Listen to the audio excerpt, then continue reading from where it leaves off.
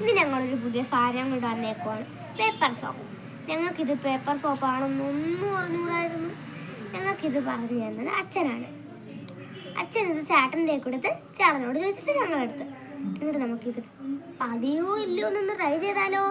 അപ്പം നമുക്ക് ആദ്യം തന്നെ ഒരു പേപ്പർ സോപ്പ് എടുക്കാം. അത് കുറേ പേപ്പർ സോപ്സ് ഉണ്ട് ഗൈസ്.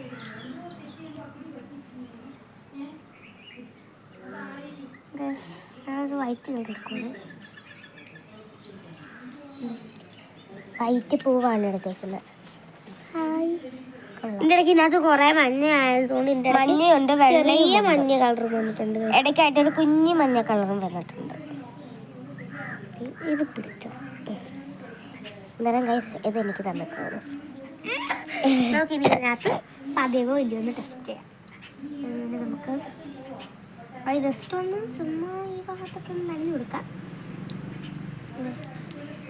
കുറച്ച് വെള്ളം ഒഴിച്ചിട്ട്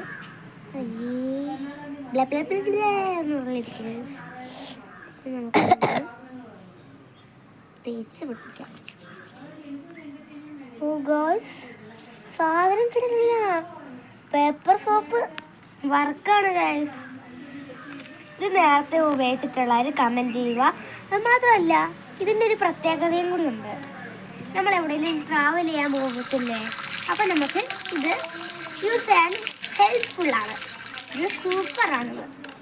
എല്ലാവരും ട്രൈ ചെയ്യണം, ട്രൈ ചെയ്യാത്തവർ. Bye bye, see U.